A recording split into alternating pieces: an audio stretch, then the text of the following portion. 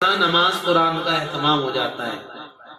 100 میں 90 بے دینی کے ساتھ دنیا اکٹھی کر رہے ہیں. نتیجہ کچھ بھی نہیں، 0/0. کہاں گئے؟ کہیں نہیں. کیا لائے؟ کچھ نہیں. نہ کوئی محبت، نہ عظمت، نہ عقیدت. اولاد کے دل میں ماں باپ کی جیسی محبت ہونی چاہیے وہ ہے نہیں. جو خدمت کا جذبہ ہونا چاہیے وہ ہے نہیں. بچہ ماں کے پیٹ کو پاپے کی بھٹی سمجھ رہا ہے، بوڑھے باپ کو اینٹ کا بھٹا سمجھ رہا ہے. 90% گھرانوں میں یہ صورتحال ہے. اندھیرا سائیں سائیں کرنے لگا. جس کو سکھایا تھا سلیقہ جینے کا وہ مجھے ہی دائیں بائیں کرنے لگا. ماں نے کتنے احسانات کیے بچوں پر. اگر ہماری پیدائش پر ہماری اماں ہمیں کوڑی پر پھینک دیتی تو کتے چاپ کے کھا جاتے، کوئی پوچھنے والا بھی نہ ملتا. میری بہنوں اور فرماؤ، میرے بھائیوں اور فرماؤ. ماں باپ کے بڑے احسانات ہیں. باپ بنیں گے تو معلوم ہو جائے گا کہ باپ بننا کوئی گڑے گڑیا کا کھیل نہیں. نیندیں اڑ جاتی ہیں. بچے کی بیماری، ماں باپ بیماری پر ماں باپ اپنی بیماری کو بھول جاتے ہیں، اپنی بھوک کو بھول جاتے ہیں، اپنے کھان پان کو بھول جاتے ہیں کہ بس اے اللہ میرے بچے کو شفا دے دے، اے اللہ میرے بچے کو شفا دے دے. ہر ماں باپ کا یہی ہے.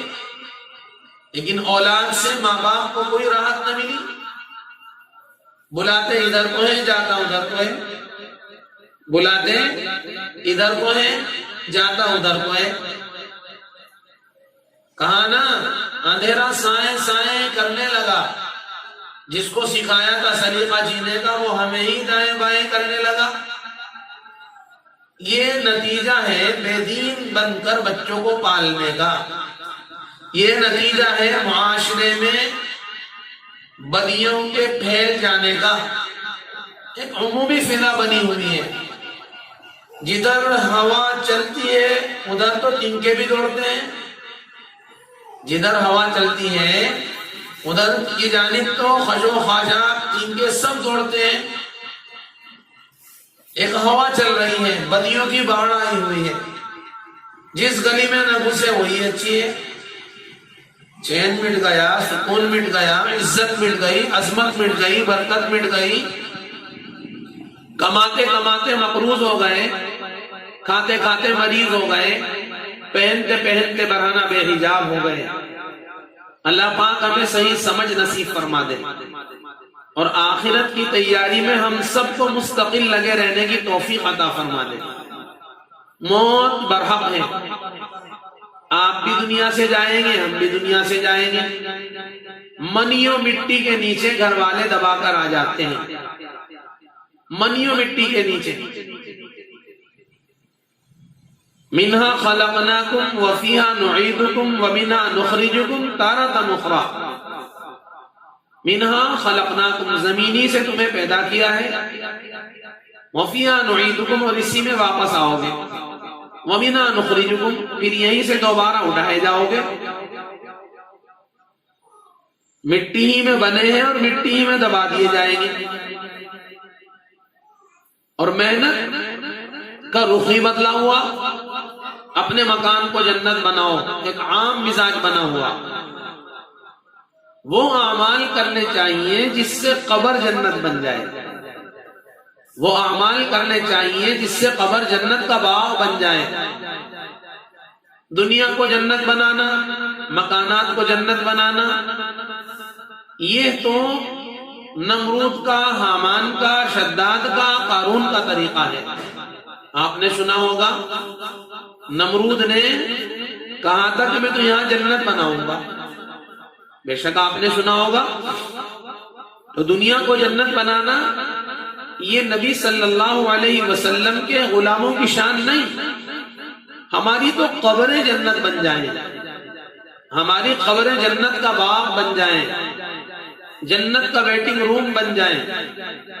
حدیث پاک میں فرمایا گیا کہ جنت قبر جنت کے باغوں میں سے ایک باغ بنے گی، یہ جہنم کے گڑھوں میں سے ایک گڑھا بنے گی۔ ایک شخص کا انتقال ہوا، گھر والوں نے، امام مسجد چھٹی پر گئے ہوئے تھے، گھر والے بڑے بے دین تھے، جاہل تھے، ان پڑھ تھے، گنوار تھے، نہ دین کی تعلیم، نہ دنیا کی تعلیم، نہ دینداروں سے جوڑ، نہ علم والوں سے جوڑ۔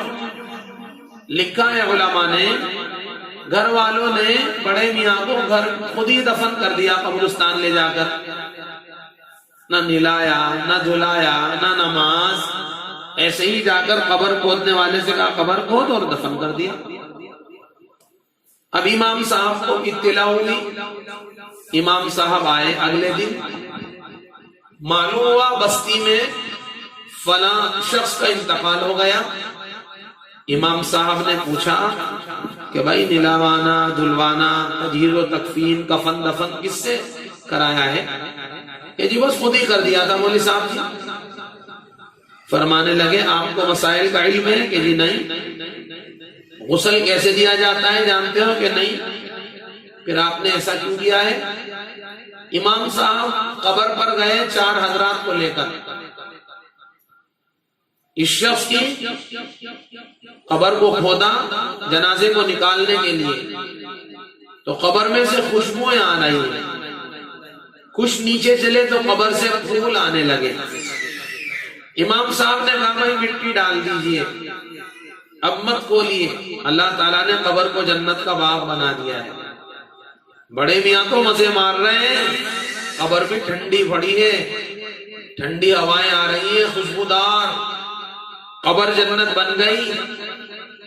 امام صاحب کو بڑا تعجب ہوا۔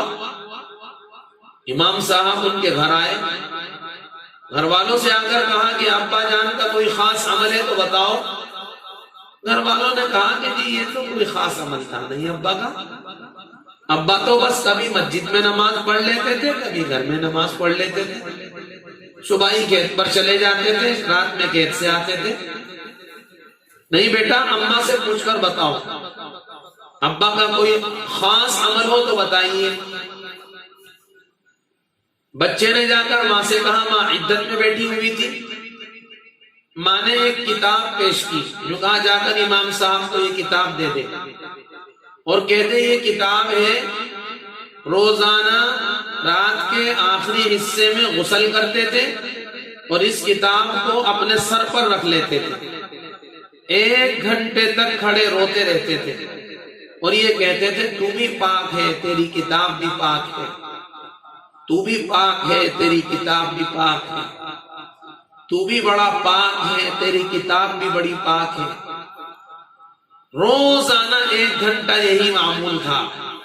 جب سے میں ان کے نکاح میں آئی روز اول سے دیکھ رہے تھے، بس یہی معمول تھا کہ روزانہ اس پاک کتاب کو سر پر رکھتے تھے، 1 گھنٹے تک روتے رہتے تھے، کھڑے رہتے تھے قبلہ رخ کیے ہوئے، اور فرماتے تھے کہ تو بھی پاک ہے، تیری کتاب بھی پاک ہے۔